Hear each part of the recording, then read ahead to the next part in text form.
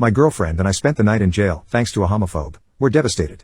So I was playing mini golf with my girlfriend. We were at a pretty crowded outdoor place, and there was a family with kids behind us. At one point we kissed and the mom stormed over all upset saying, "How dare you? Disgusting. What if my kids see? You should be ashamed." In response I kissed my girlfriend a minute later right as her daughter was putting. We're both so fed up with homophobia that we have a lot of anger built up and wanted to get back at her. Not like we did anything wrong though. The woman called somebody on the phone and then just stared at us, smirking.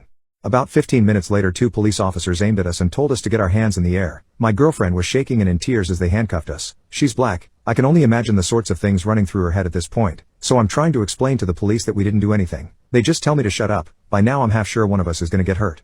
Finally, after I said for the 900th time we haven't broken the law, one of the cops replied with "SH of a minor is a felony." Thinking as quickly as I could I said, "Ask the children. They'll tell you we didn't do anything." They just tell me to shut up again. And we get paraded off the course in handcuffs and thrown into a police car. After a few hours in a holding cell they finally let us go. I don't want to relive that experience or even talk about it here. I've never seen my girlfriend so devastated in my life. She looked like she had just gone through torture. It was like the light in her eyes was flicked off. Once we got home she just sat on the couch hyperventilating, with her hands on her head and legs against her chest. I tried to comfort her but she smacked my hand away. I didn't get a word out of her until morning. When she finally woke up we got to talking. She seemed better than last night, but still among the worst I've seen her. It took a few hours of talking to calm her down enough for her to make any sense. One thing she said really stuck out to me. I thought my life was over, that I'd never see my friends and family again, that I'd never feel fresh air in my lungs. It was like dying while still being alive. I'm at a loss for words. This whole experience was so traumatizing. I'm just glad that I didn't realize the gravity of it while I was in that cell. The idea that I'd get sentenced for real never crossed my mind. My girlfriend was not so lucky. I just want to get this out, to tell somebody. Our parents are homophobic. I don't have many friends. I hope I can find support here. We live near Houston. Mini update. I'm going to the mini golf place first thing tomorrow to try and get the footage. We need to work on finding therapists and at least start recovering mentally before we consider legal stuff because we're not in a state to deal with this right now and my girlfriend might have a mental breakdown. Update. So we got the footage from the mini golf place. They were more helpful than I was expecting. The footage comes from a good direction so it shows the woman smirking, making the phone call, and then the police aiming at us. After doing a little digging I found the piece of crap who did this to me on social media. Both of the officers who arrested us are following her on multiple platforms, with comments on her posts going back years. They obviously knew each other and I'm guessing that she didn't call 911, but she called her friends to do a favor for her, to scare the gay out of us or some crap. They knew they didn't have any evidence because we got let out, not bail or anything, after only a few hours. Just wanted to let people know that I'm trying to compile as much evidence as I can. But we're not going to take any legal action until my girlfriend has had a few therapy sessions. As right now if she's forced to relive any of this trauma she could have a mental breakdown. She's as close to it as I've ever seen in 16 months of dating. Thank you all so much for being supportive. I really appreciate it and hopefully we will get through this together. Another mini update. My girlfriend and I are switching apartments, to the floor above, so that if the woman tries to retaliate she'll have the wrong place. I refuse to submit to my boyfriend. I, 26 female, refuse to submit to my boyfriend, 28 male. This has led to a lot of discord amongst both of our families, and they are telling me to endure it and be the woman he needs me to be.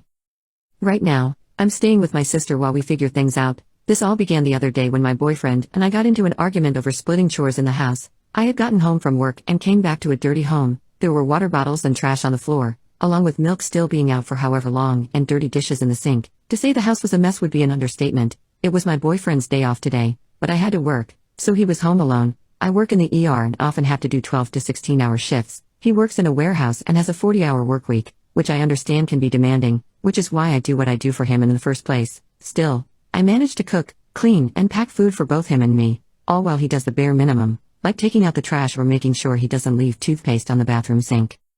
On this particular day, I had a rough day at work and was hoping to come home to a clean house, shower, and get some rest. It was my Friday and I was finally getting paid. I just wanted to relax, but unfortunately, when I came back home, the house was a mess, and he had a guest a few hours prior. Without my knowledge, I found him in the room bundled up like a sleeping, peaceful baby. I was furious. I didn't even say anything to him. I simply showered and slept in our guest bedroom. I was awoken a few hours later by him yelling at me, saying how lazy I was for just coming home and going to sleep. I yelled at him back, saying, "If you wanted the house to be clean, you should have gotten up and cleaned up your own mess, yourself. I am not your maid, nor am I your mother." He yelled back at me, saying that it was my duty as the woman of the house to keep it clean and that he wished I was like his mom because she did her job. When he said that, a switch in my head just flipped.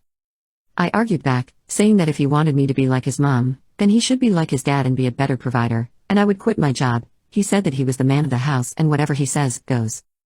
I don't remember entirely what I told him but said something along the lines of, "No, you aren't the man of the house. I am. I go to work, pay most of the bills, clean the house, cook almost every meal you eat, all while being pregnant. You can't even comprehend how exhausted I am. I am tired of you doing nothing but coming home from work, eating, and sleeping. You don't help me at all. A man is supposed to lead, but I always have to take the initiative in this relationship, and I'm tired of it. We're not even married, and you're expecting me to step into the wifely role while you act like a kid.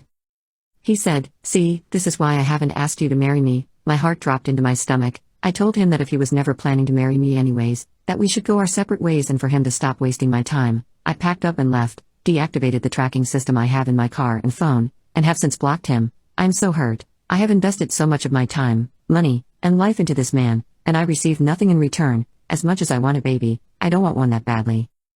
I was set on leaving him until his mom called me last night and said I was stepping out of line as his woman and that I should have just cleaned up, and that it wasn't that hard for me to do. This all could have been avoided if I decided to be the bigger person and clean up after him. That it is God's word that I, as a woman, should submit to her man. I am now second-guessing my decision in terminating my pregnancy and ending my relationship over something so small like cleaning, but I know that no matter what, it won't be enough for him, and that I most likely will not get the ring I deserve. I know that there is someone out there who wants to give me the world, not this little corner of California that he has to offer me, but I do love him. Growing up without either parent in my life, if I decided to keep my baby, I want my child to have both parents in their life. What should I do, Reddit?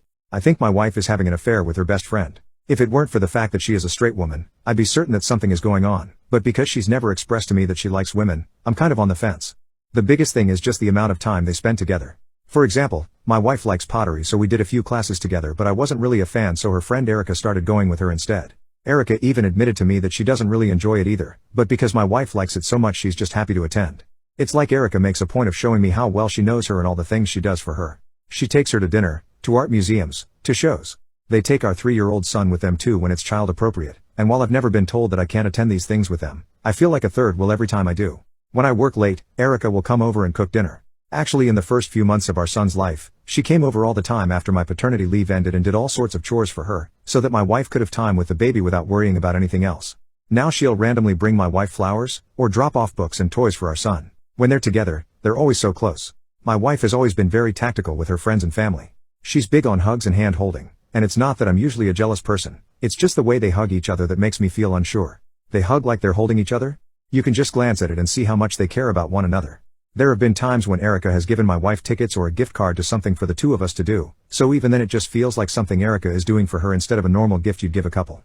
Or Erica will outright tell me in secret about a gift she thinks my wife will want, and even though my wife is always happy with it in the end, I feel like because I'm her husband, I shouldn't have her best friend in my ear suggesting things for anniversary or birthday presents.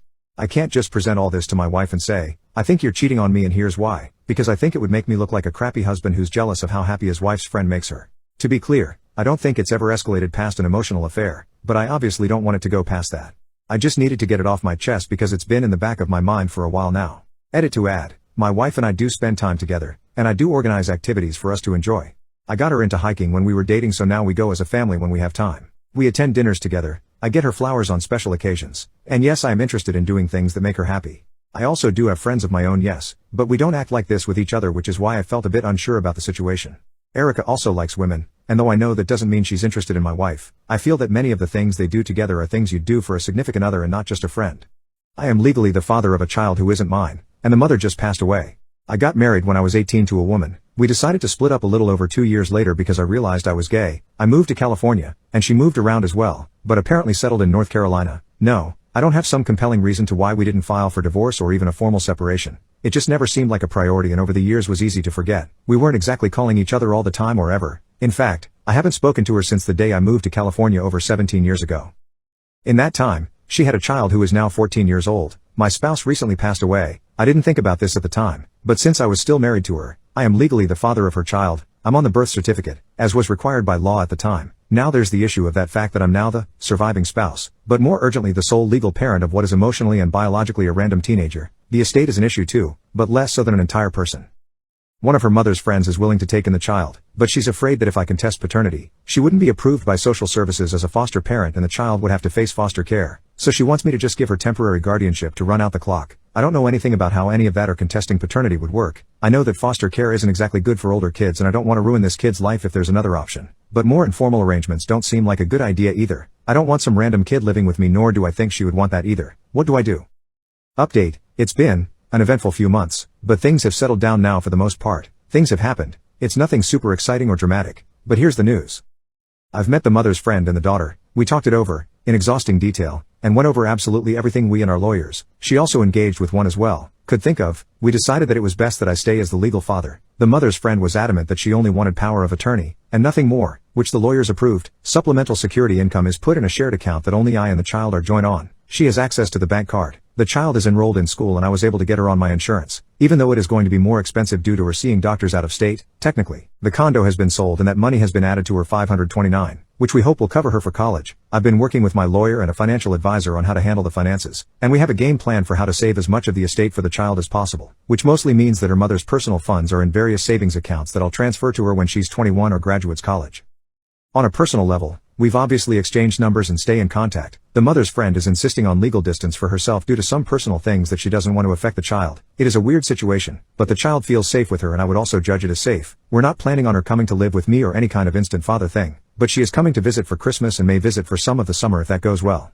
My family cut contact with me 5 years ago after a fight with my younger brother. Now they want me to come back but I'm having doubts about it. My family pretty much cut all ties with me 5 years ago. Things had been a bit turbulent for a while. But when I went over to my parents' house for Christmas 5 years ago, I got very drunk one night and got into an argument with my younger brother, which ended up turning physical. I was 19 at the time, he would have been 15, and he came out of it pretty badly. Without going into massive detail, he had said something which struck a nerve. I won't say what because it's quite personal, and not really relevant here, and I ended up injuring him quite badly. There was a question of potentially involving the police, but nothing ever happened in regards to that. In the end they all just told me they wanted nothing to do with me anymore, which is fair enough. I was completely in the wrong and they were absolutely right to want to cut me off. I'm not complaining about that in the slightest.